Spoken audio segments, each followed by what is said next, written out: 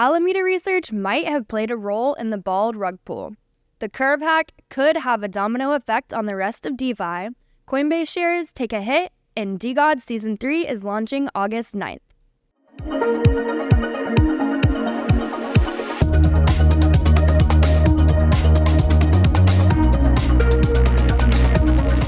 Welcome to Around the Blockchain, where we cover all of the latest crypto news that should be on your radar. Let's catch up on this week's events in the magical world of cryptocurrency over Crypto Brunch. In what is turning into the never-ending story in crypto, Coinbase shares took a 5% hit after a judge from the same Manhattan federal court that decided that XRP was not a security took an opposing view. Judge Jed Rakoff said that the Howey test was misinterpreted in the Torres summary judgment and that there is no difference in what constitutes a security depending on whether it was sold to institutions or retail. Curve Finance had a $62 million exploit this week that is putting a ton of pressure on DeFi. The reason is that many decentralized finance protocols are interconnected through lending, and Curve founder Michael Egorov holds a $168 million lending position that could face liquidation if the price of Curve's CRV token reaches 37 cents. Right now, it's trading for just under 60 cents. And if there's one thing we know about crypto, it's that a 40% drawdown can happen quickly, so the fear of liquidation is real, especially considering there's a $17 million loan on Fraxlend and an $18 million loan on Abracadabra. Egorov is already making payments to Fraxlend, but we can see how interconnected everything is in crypto, and how the disasters of 2022 could happen again without warning. S00n wants to bail them out, and Cream Finance has chipped in $1 million in stablecoins to help keep them afloat. This will definitely be one to watch. Another thing you're definitely going to want to watch is Around the Blockchain. We're live every weekday at 5 p.m. Eastern Standard Time on YouTube, so make sure to subscribe and hit the notification bell to be notified every time we go live. Richard Hart is in some hot water, and MakerDAO's stablecoin DAI might be as well, because as it turns out, he owns a lot of it.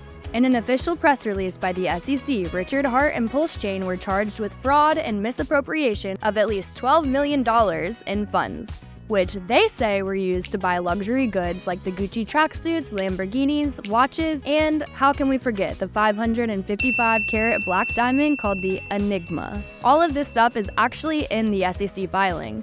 We've seen these things in his YouTube videos, and now they're listed on the SEC's official website. You cannot make this up. They believe that Richard Hart promised investors would get rich, but they didn't, and they said that he recycled transactions for more control over more hex.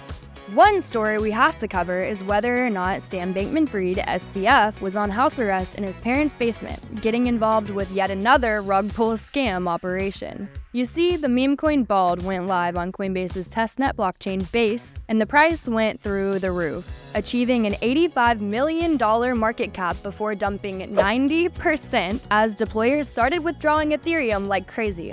One of those deployer wallets seems to be linked to an Alameda Research wallet. You know, the scamming, degen trading, irresponsible, leverage-using arm of FTX that caused the company to go under. Wintermute's head of research found a connection between an Alameda wallet and a deployer, saying that it's clearly a savvy DeFi user. How do they know this? Well, they've traded on some little-known DeFi platforms, and they've voted on early SushiSwap proposals. It boils down to this: they probably knew what they were doing.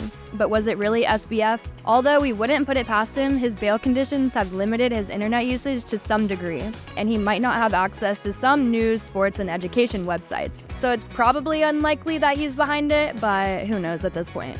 One bit of alpha that we could take from this is that Coinbase's blockchain is growing, and when it launches, it could be an interesting play as an exciting new layer. First, they did a free NFT airdrop a few months back that is still trading on OpenSea for fractions of an ETH. I'm just speculating here, but this is a possible way to get an airdrop in the future, or just a cheap way to get in early on Base. DeGods Season 3 will launch next week, and in my opinion, this is one of the biggest things going on in NFTs right now.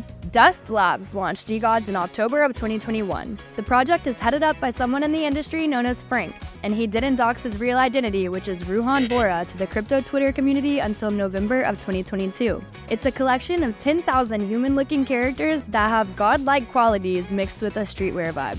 They minted for 3 Solana, and by August of 2022, they were trading for 500 Solana, or about $15,700 US. Right now, the floor price for a DeGod is almost 10 ETH. D-Labs launched Utes in September of last year, and admittedly, it had a shaky launch. The art got mixed reviews and the tubes took a long time to reveal. But time healed these non-fungible wounds because the project eventually became highly successful. But that was then, and DeGods Season 3 is now.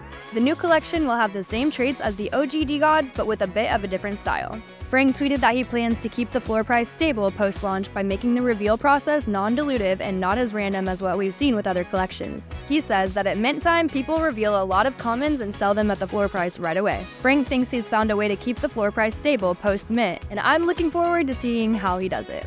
Don't forget that ATB goes live Monday through Friday at 5 p.m. Eastern on YouTube, so make sure to tune in. Comment below what you think of this week's events in crypto, and don't forget to hit the like button and subscribe to the channel if you're not already. Thanks for watching another episode of Crypto Brunch, and I'll see you next week. Toodles!